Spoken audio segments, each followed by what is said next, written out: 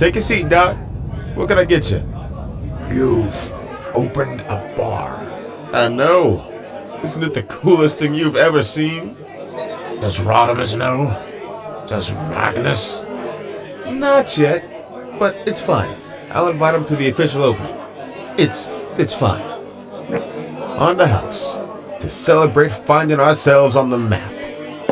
Either it's very far away, or you've invented the world's smallest drink. It's free. Shut up.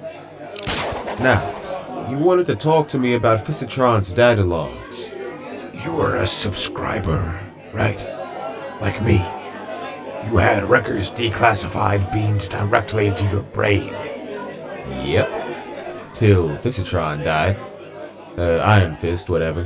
Which means you received it too. Last night. A new data log. Yeah, I kinda ignored it. I was too busy making Red Alert freak out. It was brilliant. While he was recharging, I rearranged all the furniture in our habitation suite.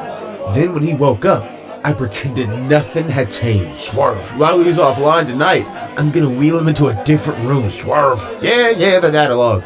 It wasn't a proper data log, was it? It was just a bunch of random numbers. Dang it. Sorry. My hands keep freezing up. I've worn them out. Get brainstormed to make you some new ones. Actually, don't. It probably gave you an index finger that fired surface-to-air missiles or a thermonuclear thumb. These hands are irreplaceable. When they stop working, that's it. I officially cease to be of any use. So, how do you know how far to stick those needles into someone's brain module? What? Well, I know that there's specific points on the brain module where the memories are held. I simply just tap into those and make sure I don't puncture too far, because then at that point I kill my patient.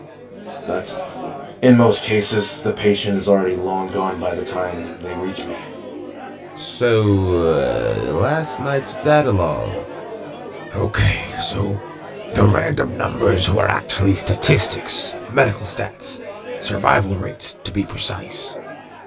I don't know who sent the data log or when. These things take time to travel through subspace. But I know it came from Delphi. I recognize the diagnosis codes. The statistics start 2 years ago, and at first they fluctuate. Between 0 and 20% of patients are dying every month. Tragic, but within normal parameters. But then, the death rates start to climb and plateau and climb and plateau. And for the last 6 months, precisely half of all patients have died every month. Swerve, whoever sent that data log, is trying to tell us something. We're not far from Delphi, you know. I know, and I think it's time I made a house call. We need to talk about Tailgate. Tailgate, right, of course. Which one's Tailgate? The white one. About this high, square head, blue optics. Spent 6 million years trapped underground, oblivious to the passage of time. Oh! That Tailgate. He wants to become a Decepticon. Well, he can't he? Not without Megatron or one of the Conclave presiding over the affiliation ceremony, which, by the way, is a lot more invasive than ours. Seriously. Drift says they rip out a portion of your spark casing and turn it into a Decepticon badge. You're missing my point. Tailgate has identified himself as a Decepticon sympathizer. So what? We tell him off? We send him home? I suppose you want to arrest him? Are you alright, Magnus? You seem a bit... Don't say irritable. It really irritates me. Look, it's my job to maintain order on this ship, and that's not easy when people like Tailgate start acting unpredictably. Now that the war is over, everyone seems a lot more individual. I don't like it. Hey, we all want to find the Knights of Cybertron. Do we? Jackpot's only here because he lost a bet. Whirl's here by accident. And Skids is, well, who knows what's going on with Skids. What about you? Why are you here? I'm not sure anymore. I'm starting to think I should have stayed behind. My advice?